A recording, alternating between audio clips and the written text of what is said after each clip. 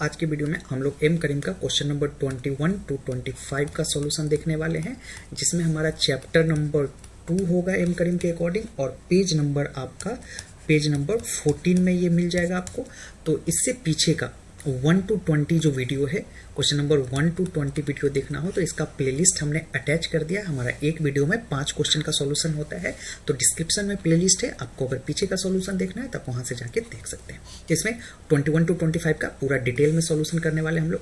तो देखिए, अब ये क्वेश्चन नंबर 20 के लिए 21 को सॉल्व करने के लिए आपको थोड़ा सा क्वेश्चन नंबर 20 का आइडिया होना चाहिए। ओके, तो क्वेश्चन नंबर 20 आप अगर देखेंगे तो 20 क्वेश्चन में कुछ ऐसा था कि एक जो बोट है ना, एक बोट शिप है ना, जो 3 मीटर पर सेकेंड से ईस्ट चल रहा है, देन 4 मीटर पर सेकेंड से नॉर्थ की तरफ 90 डिग्री पे मूव करता है और दोनों ही केस में सेम डिस्टेंस कवर करता है। तो ये क्वेश्चन नंबर 21 का पार्ट था।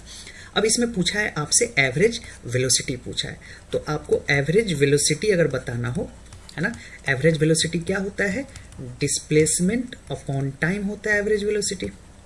तो अब आपको डिस्प्लेसमेंट निकालना है, तो जरा देखो यहाँ पे ये x, तो डिस्प्लेसमेंट तो ये ग्रीन लाइन वाला होगा और ये कैसे आप निकालोगे, तो पाइथागोरस थ्योरम लगाओगे, under root x square plus x square, ये कितना हो जाएगा, ये इक्वल टू 2x स्क्वायर हो जाएगा, है ना। तो अल्टीमेटली ये कितना हो जाएगा, √2x। ओके, तो ये डिस्प्लेसमेंट हो जाएगा। तो डिस्प्लेसमेंट में तो चलो √2x हमने पता चल गया। अब टाइम, तो टाइम तो यही रहना है। देखो टाइम क्या हो जाएगा, टाइम का जो वैल्यू होता है, टाइम का फॉर्मूला होता है आपके पास डिस्प्लेसमेंट अपॉन स्पीड, है ना, या डिस्टेंस अपॉन स्पीड बोल देते हैं ना। तो डिस्टेंस अपॉन स्पीड होता है टाइम। तो पहले केस में यहाँ जो टाइम लगा उसे t1 बोल देते हैं और सेकेंड केस में जो टाइम लगा उसे t2 बोलते हैं। तो फर्स्ट केस में t1 अगर निकालना है तो डिस्प्लेसमेंट कितना है x, स्पीड कितना है 3, तो t1 की वैल्यू x/3 हो गया।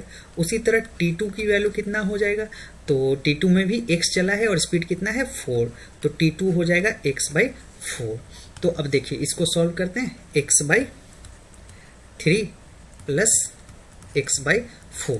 अब इसको फर्दर और सॉल्व करते हैं, √2x अपॉन ये आपके पास आ जाएगा 12, तो ऊपर आ जाएगा, ये कैलकुलेट आप कर लोगे तो ये हो जाएगा 4x प्लस 3x और 12 को अपन ऊपर ले लेते हैं, तो ये आ जाएगा √2x इंटू 12 अपॉन 7x।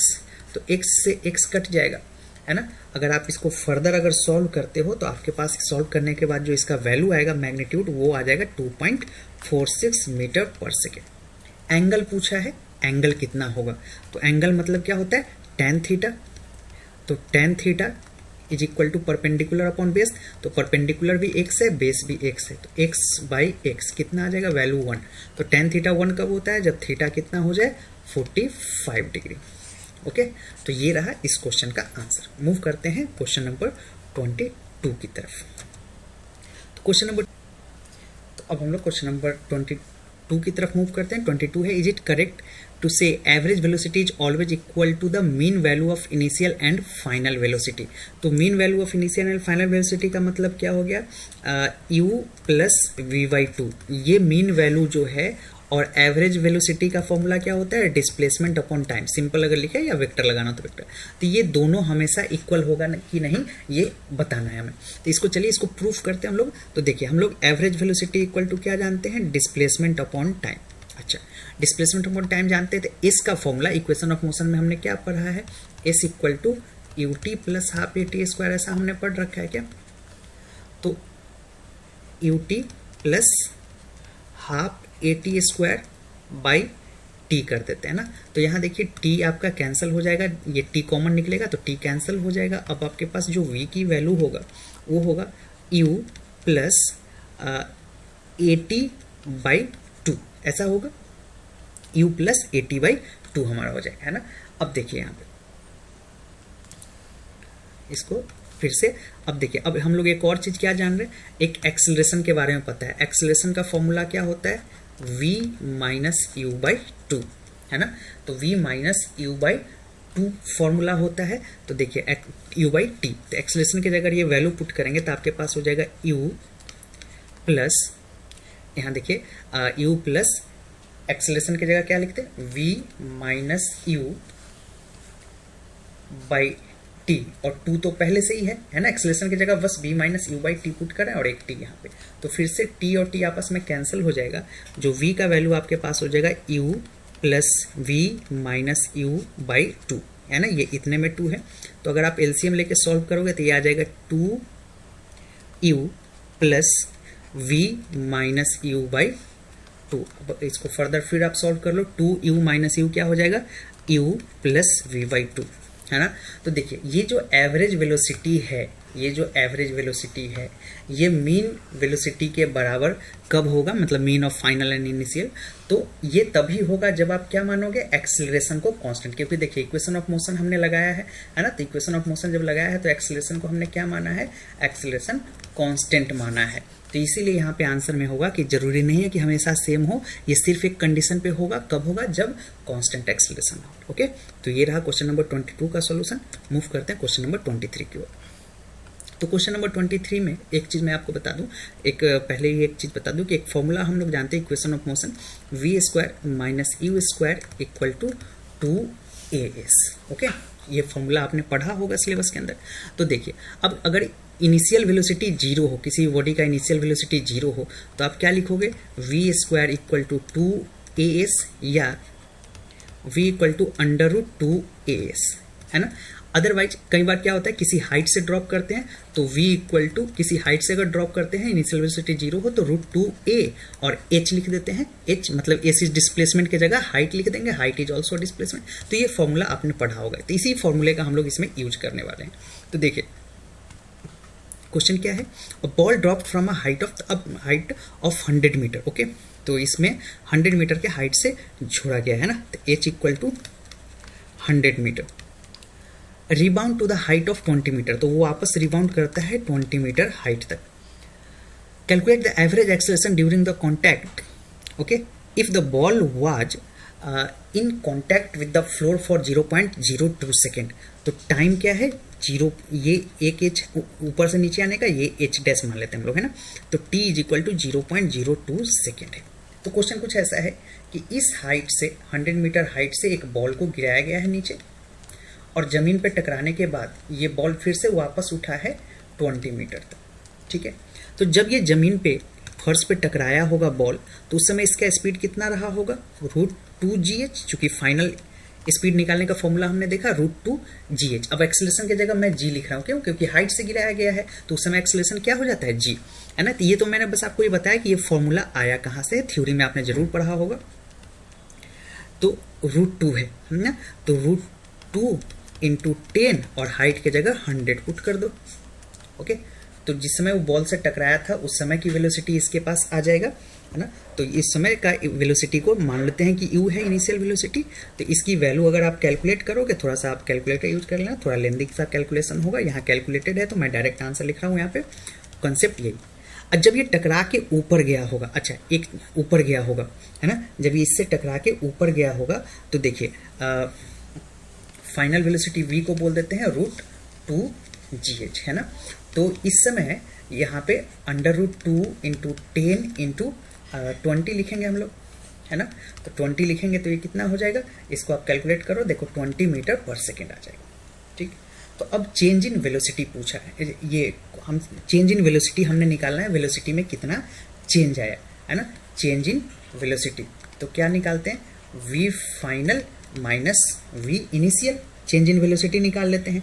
तो चेंज इन वेलोसिटी जब निकालेंगे तो v फाइनल, देखो v फाइनल तो ऊपर जा रहा है, ओके, तो ऊपर वाले डायरेक्शन को अगर हम लोग पॉजिटिव मान लेते हैं तो ये हो जाएगा 20, अगर, है ना। अच्छा, फाइनल के रिस्पेक्ट में इनिशियल वेलोसिटी कहाँ था, नीचे था, तो माइनस और इनिशियल वेलोसिटी को माइनस साइन के साथ रखना होगा 44.72। समझ रहे हो डायरेक्शन क्यों हमने किया, कि अगर इनिशियल फाइनल को हम लोग ऊपर डायरेक्शन को पॉजिटिव मान लिया, ऐसे भी ये देखिए पॉजिटिव जे कैप की तरफ जा रहा है और ये नेगेटिव जे कैप की तरफ जा रहा है। तो चेंज इन वेलोसिटी हम लोग क्यों निकाल रहे हैं, क्योंकि क्वेश्चन ने कहा एक्सेलरेशन निकालना है ना, तो एक्सेलरेशन जब निकालना है तो हमें चेंज इन वेलोसिटी चाहिए होगा, है ना। तो इसको अगर आप कैलकुलेट करोगे तो ये अल्टीमेटली आपके पास आ जाएगा 64.72, ओके, 64.72 मीटर पर सेकेंड। अब आपको क्या चाहिए, एक्सेलरेशन चाहिए। तो एक्सेलरेशन का मतलब होता है change in velocity upon time.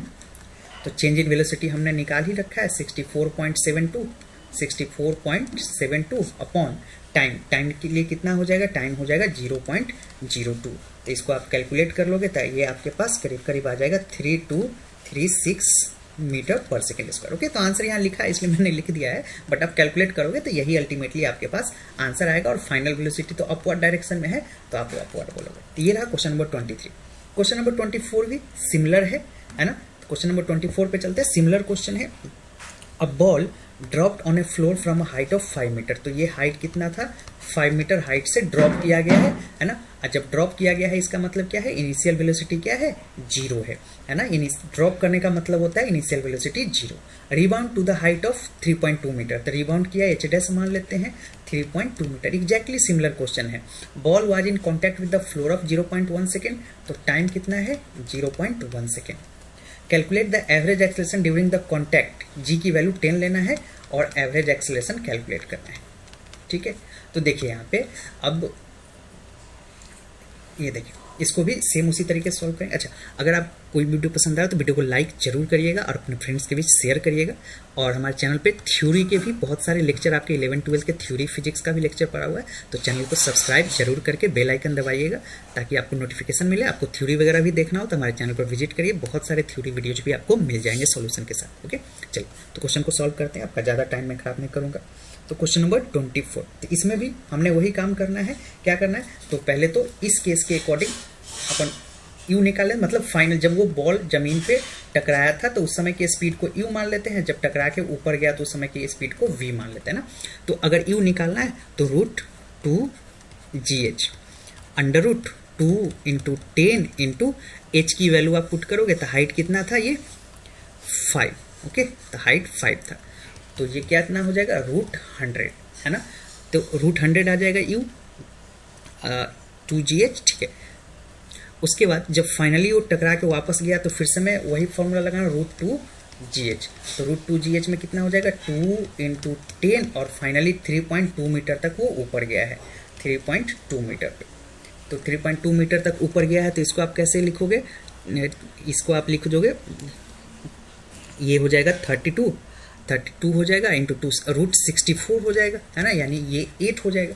तो अब आपको क्या निकालना है, एक्सेलरेशन। तो एक्सेलरेशन जब निकालना है तो उसके लिए हमको क्या चाहिए, चेंज इन वेलोसिटी।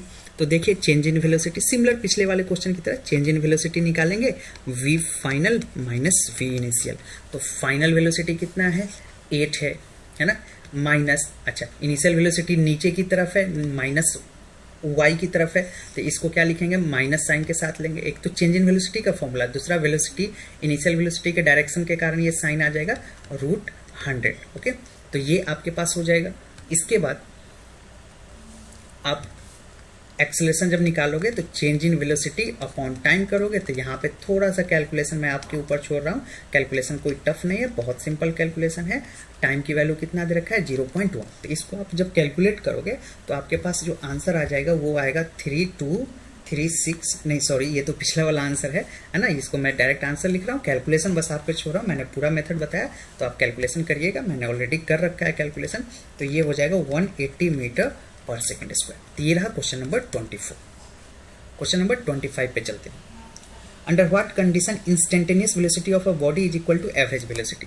तो देखिए अब इंस्टेंटेनियस वेलोसिटी तो आपको पता ही होगा किसी भी पार्टिकुलर मोमेंट पे, और एवरेज वेलोसिटी और इंस्टेंटेनियस वेलोसिटी कब इक्वल होगा, तो ये तभी इक्वल होगा सपोज अगर इंस्टेंटेनियस वेलोसिटी 10 मीटर पर सेकेंड है तो एवरेज के बराबर कब होगा, जब एवरेज को भी 10 होना होगा। तो किसी भी इंस्टेंट पे एवरेज और इंस्टेंटेनियस बराबर हो, तो बॉडी सपोज बॉडी का यूनिफॉर्म वेलोसिटी से चल रहा है, अगर कोई बॉडी यूनिफॉर्म वेलोसिटी से चल रहा है, एक समान रफ्तार से वो चल रहा है और उसकी स्पीड सपोज 20 मीटर पर सेकेंड है, तो मैं किसी भी मोमेंट पे आपसे पूछूंगा कि अगर वो एवरेज मतलब उसका यूनिफॉर्म वेलोसिटी है ना, यूनिफॉर्म है, तो किसी भी मोमेंट पे पूछूंगा इंस्टेंटेनियस बताओ, तो आप क्या बताओ, हर समय तो वो 20 से ही चल रहा है। आप किसी भी मोमेंट पे जाओ, किसी भी मोमेंट पे पूछोगे तो वो 20 से ही चल रहा है ना। तो ऐसा तभी पॉसिबल है जब बॉडी यूनिफॉर्म वेलोसिटी से चले, इसलिए इसका आंसर होगा यूनिफॉर्म वेलोसिटी। तो ये पूरा सॉल्यूशन रहा आपका चैप्टर 2 का। अब चैप्टर 3 का सॉल्यूशन आपका आएगा, तो आने वाले टाइम पे बहुत सारे वीडियो लेक्चर आपको मिलेंगे, वीडियो लेक्चर थ्योरी के साथ साथ सॉल्यूशन। तो ओवरऑल मेरा कोशिश रहेगा कि मैं पूरे बुक का सॉल्यूशन अपलोड कर दूं, तो आप चैनल को सब्सक्राइब जरूर करिएगा, अपने फ्रेंड्स के बीच शेयर करिए। Okay, thanks for watching, thank you.